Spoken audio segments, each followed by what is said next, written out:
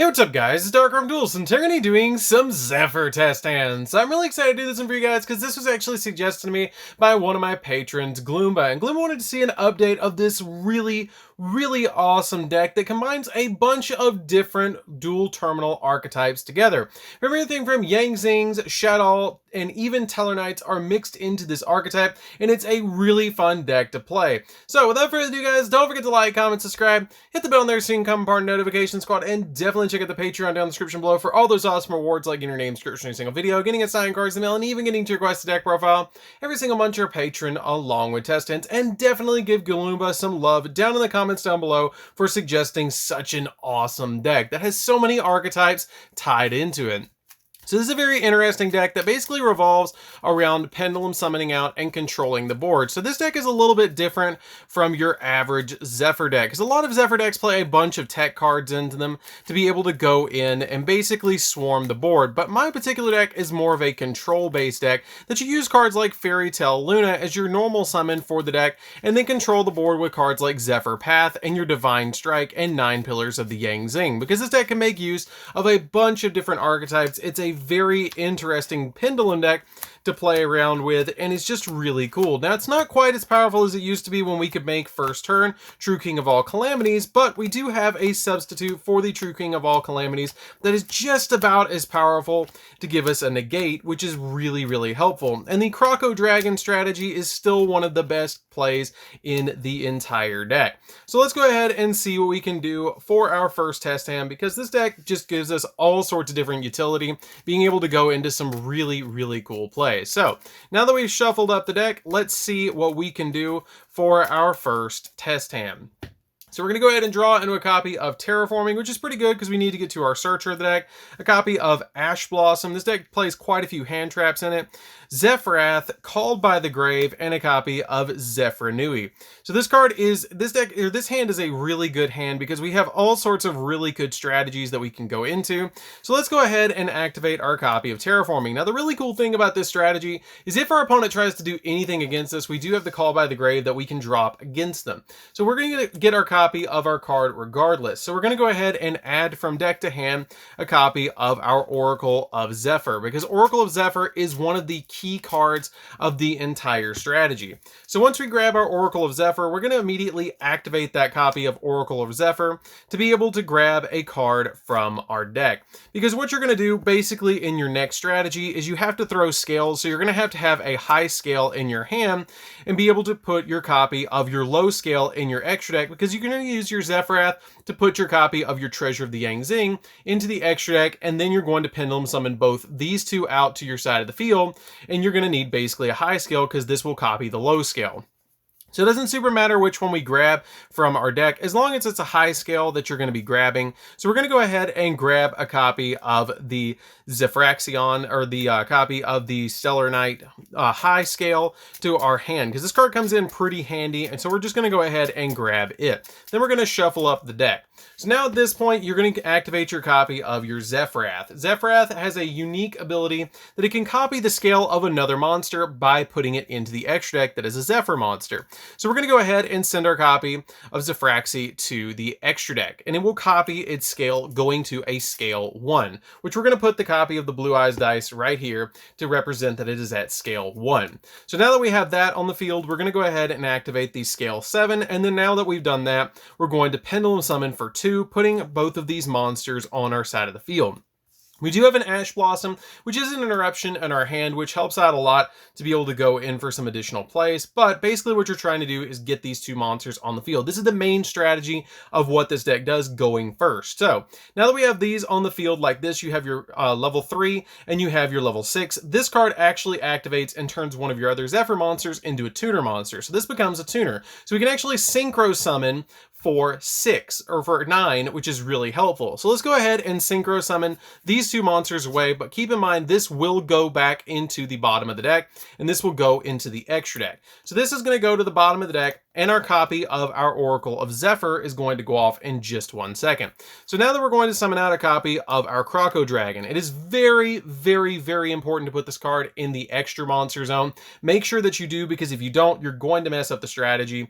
But what you do at this point is you're going to activate your Chain Link 1 and Chain Link 2. Ravenous Croco Dragon will activate as a Chain Link 1, and then the Oracle of Zephyr will activate as a Chain Link 2.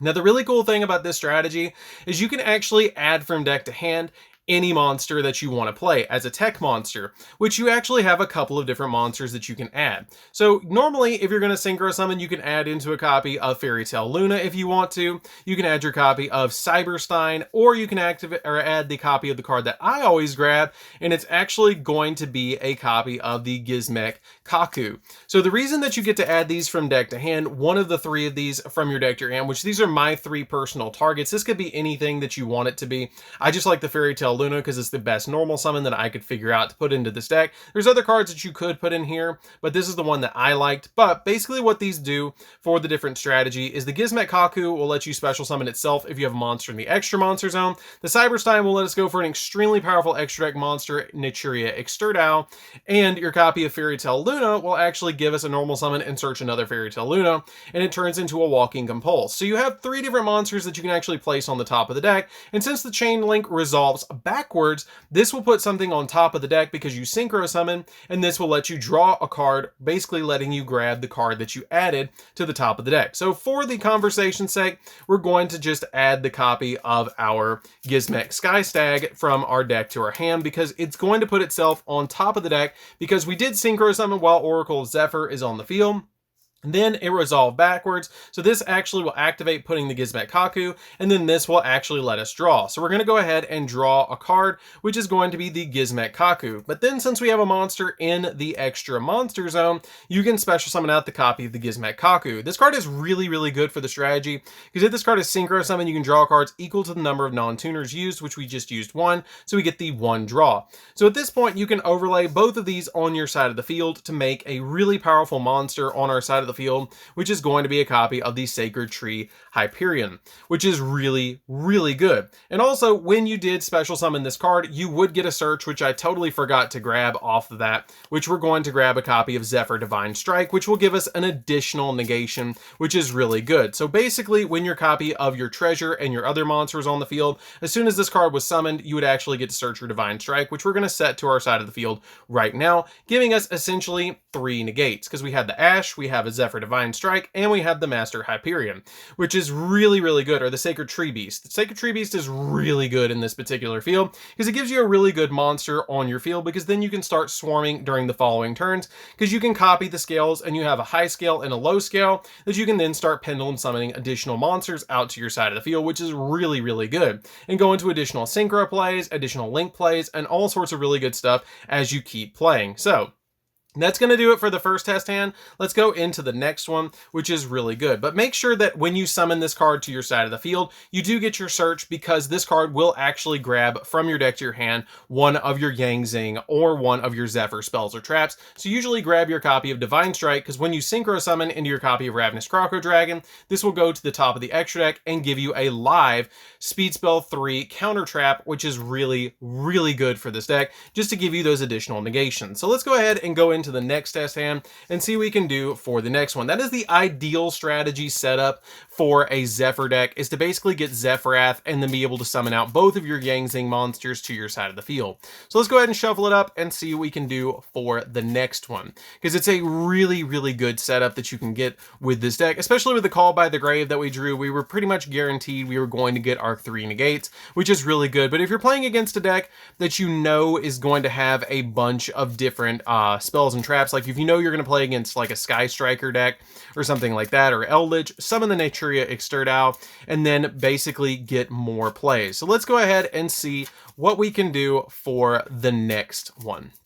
So for the next one, we're going to go ahead and draw into a copy of the Zefraxinu, the copy of the Oracle Zephyr, Luna, Providence, and a copy of Oracle of Zefra. This is a really, really good hand that we can draw into, because the Secrets of the Yang Zing is going to get us a scale, the copy of the Oracle of Zefra is going to get a search, and the copy of Zefra Providence is going to get us a search as well. So go ahead and activate the copy of the Oracle of Zephyr, and then we're going to grab a copy of Zephrath from our deck to our hand, because you want to have Zephrath in your hand for this particular strategy. So at this point, you can then activate the copy of your Zefra Providence. Providence is a really good search for the deck, because it's going to get you a lot of different plays. Go ahead and grab your copy of the Secrets, or the Treasure of the Yang Zing at this point, because it's going to get you another play that you're going to be able to go into. Or instead of grabbing this, you can actually grab a copy of a high scale, which is going to help you out, because the Zephyr Nui is going to get you more plays in this particular strategy. And then this is going to go to the graveyard. We actually have a normal summon in our hand as well, which is going to help us out a lot, because you're going to get more plays. So at this point, activate your copy of your Zephrath, use the Zephrath effect, change it to a scale 1 by sending from your deck to your extra deck a copy of the Treasure of the Yang Zing, which will make it a scale 1, which is really good for this particular strategy. And then we're going to throw a scale 7, and then we're going to Pendulum Summon again, but this time this won't be in the extra monster zone, and this one will be here. This will change this to a tuner, and this will give us the search. Make sure that you get that search, which you have a couple of different cards that you can actually grab. You have Zephyr War you can grab, Zephyr Path, and you have your copies of your Divine Strike and 9 Pillars, which are really good counter traps that you can actually grab from the deck to be able to get additional plays. Usually I just grab Divine Strike because I know I'm not going to keep them on the field, which is just a little bit better. But this time we're not going to go for the Gizmek Kaku. We're actually going to go for something a little bit different. If you want to go for a little bit different, you can summon out a copy of Cyberstein if you want to, but we already have the Fairy Tale Luna, so you don't want to grab the Cyberstein, so we might just go for the Gizmek Kaku to give us that additional normal summon and basically give us that additional play where we can have a bounce, a negate, and a negate here, and then a setup with this. So as you can see, it's very consistent to get this particular play off. This will go to the bottom of the deck like it did before. This will go to the extra deck, and then we will summon out our copy of the Ravenous Croco Dragon. Now the copy of Oracle of Zephyr will go off since we use this play. We're going to go Chain Link 1, Chain Link 2, put the copy of Kaku back on top of the deck again, and then we're going to be able to draw a card, which, surprise, surprise, it was the Gizmek Kaku, which can then special summon it to your side of the field, overlay these two again, make your copy of your Sacred Tree Beast, and then normal summon out your copy of Fairy Tale Luna. Fairy Tale Luna's effect is you're going to get to add a 1850 attack point monster from your deck to your hand. So we're going to add our copy of another Fairy Tale Luna from our deck to our hand, and then we're going to set our copy of our Divine Strike, which basically now we have a bounce, a negate, and we have a counter trap face down as well, so we have really good plays. But if you go into the next turn, we're going to just say that we did negate with this, we did bounce with this card, and we did use this particular card that when a spell, trap, or monster effect is activated, banish face-up Zephyr monster from your extra deck and negate the effect, and if you do, destroy it. So we're going to banish this card, and we're going to say that we did kind of stop our opponent's play. So if we go into the next turn, we're going to go ahead and draw into a copy of Cyframe Gear Gamma, which at this point we can go in for a Oracle of Zefra, for an Oracle of Zephyr, tag them out, and then be able to grab another Zephyr card from our deck to our hand. So at this point, you have a couple of different options. I personally would grab this so we can go ahead and grab another card from deck to hand, which is going to help us out a lot more. And we can also use the effect of the Zephrath to be able to copy a scale, which is going to help us out a lot. Just to be able to copy the scale again, you can send your copy of your Zephraxi to the extra deck to be able to get another play, and we're going to go ahead and shuffle up the deck. So I usually like to just go in and be able to normal summon again and just kind of rinse and repeat the same kind of combo that we did before. So we're going to go ahead and Pendulum Summon out this card to our side of the field and our copy of our Zephyr Nui to our side of the field, and the Zephyr Nui will get us a search from the deck, which can be your copy of your Zephyr War. It can be a copy of your other cards that you want to grab. It could be anything that you want that's a Zephyr card. It could be your copy of Path, it could be War, it could be your copy of Providence, it could be another Oracle, it could even be 9 Pillars, it can be literally any of your spells and traps that you want to grab. Personally, I would probably grab a Zephyr War at this point just to give me an additional pop, which is going to help out a lot to be able to get you additional pops in this particular deck to go in for different plays, and this did go to a scale 1 since we put this in the extra deck. So At this point, you now have a pop, you have a normal summon to get you another search,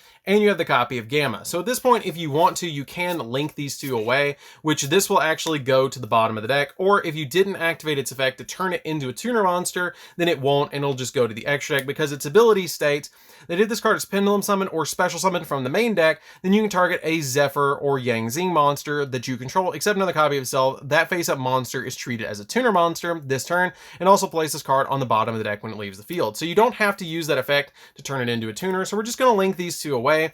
And to make the copy of the Gamma live in our hand, we're actually going to summon out a copy of Lambda to give us 2 more zones to go in during the following turn. We can then normal summon out the copy of Luna. Luna's effect will go off, giving us a search of a 3rd copy of Luna, giving us additional bounces to be able to go in after the opponent, which is pretty good just to be able to give us additional bounces and give us more power in our hand and more card economy to be able to go in for additional plays. I really like that particular play, that you can basically just grab Lunas and Lunas and more Lunas, because usually what you do in this deck, you can play Magdalenes if you want to, which is something I did in the previous profile of this, where you play Magdalene and you play the level 4 other Madolche monster. And basically what you do is you normal summon them out to your field and get you 2 level 4s to go into rank 4s. But I honestly prefer the copy of Luna because it gives me basically a compulse upon summon. If your opponent's not playing multiple copies of the same card, you will get more plays, which is really good. Then the copy of Zefra War will give you additional pops because it lets you target one other Zefra card you control and one card your opponent controls and destroy them. And if you have 2 Zefra monsters in your Pendulum Zone,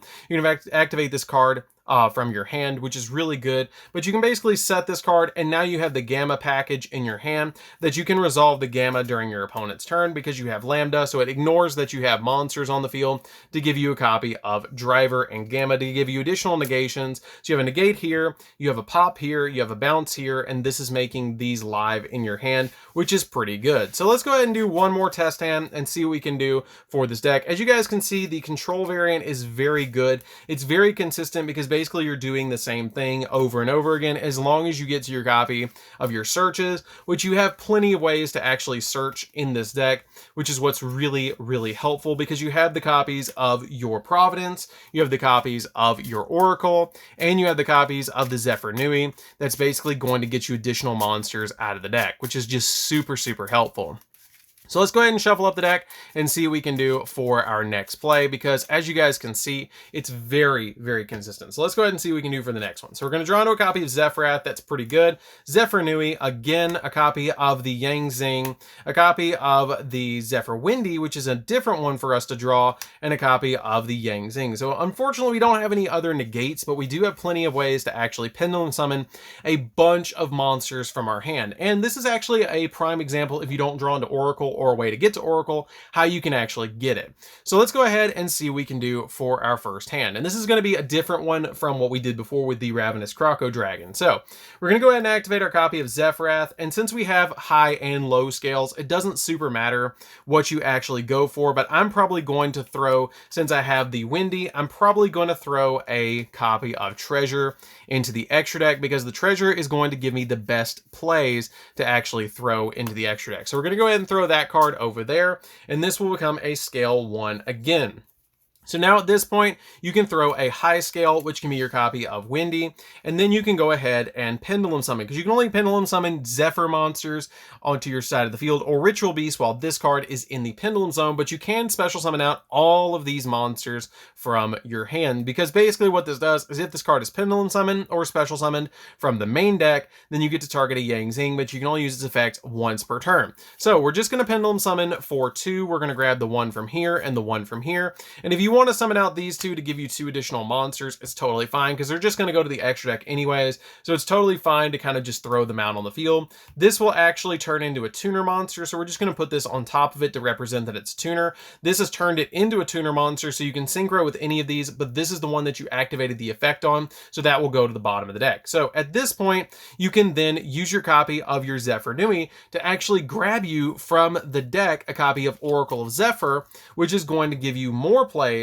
and then you can actually grab this from deck to hand because it searches any of your Yang Zing or your spells and traps that are Zephyrs. So then we're going to activate our copy of Oracle Zephyr, which is going to be able to grab us from our deck to our hand a Zephyr monster. So once we use that particular card, we're going to grab a copy of our I'm probably going to grab out the copy of the Exciton Knight dude. So we're going to grab him to be able to have another 1900 attack point monster, but we don't have a negate in this particular field, which is totally fine.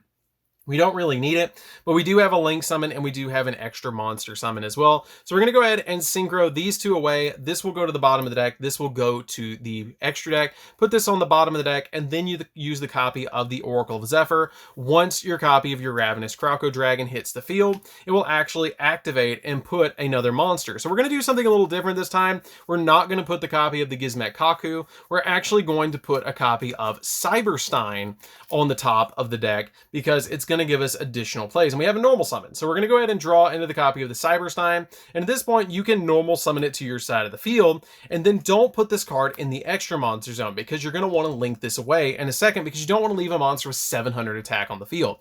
Then you're going to be able to use the copy of the Cyberstein to pay 5,000 life points, which I know that's a lot to be able to do, but it's going to get you a big payoff in the form of your Naturia Exterdao, which is really good because then you can actually link this monster away to the graveyard, and since it was normal summoned, you can summon out a copy of Alamirage, which will protect your Naturia Exterdao a little bit more. If you want to climb a little bit higher, you can.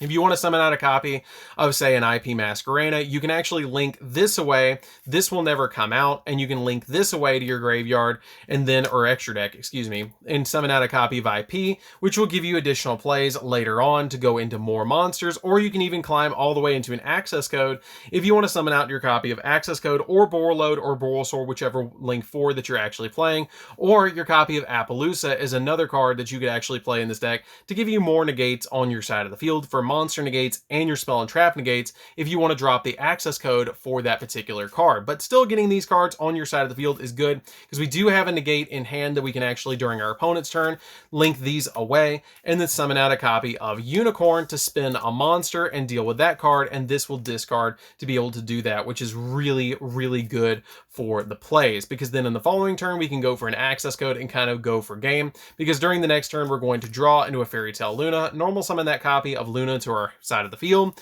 and then we're going to search a copy of Luna and then link away the copy of the Ravenous Croco Dragon because it's no more use to us now. Link this away, summon out a copy of access code, and then once you summon out the copy of access code, you can target the copy of the Unicorn to make this gain by 300 on your side of the field. It'll gain by 3,000. The Naturia Exterdao will get you different plays, and then now you can basically win because you're going to be able to pop twice with this card to be able to use the copy of the, or actually once with the copy of Unicorn, banish that card, and then get you a pop with the access code, and then you basically go in for game. So I think that does it for test hands for this deck. This deck is a very, very fun deck. I'm really glad that Gloomba suggested this one because this deck is wild to play. It's really, there's a lot of ways to play this deck, and I really like the control variant of this deck the most because it's going to get you the most plays. And you can play that crazy card Cyberstein to be able to actually get into your copy of Naturia Exterdao, which is really, or Exterio, which is really, really, really good to be able to go into that super powerful extra deck monster. So I think that's going to do it for this one, guys. Make sure that you like, comment, and subscribe. Definitely hit that bell in there so you can come part of Notification Squad, and give Gloomba some love down in the comments down below for suggesting such an awesome deck. And if you guys want to see the deck profile, it is down in the description down below. And we'll see you guys in the next video. See you later, guys.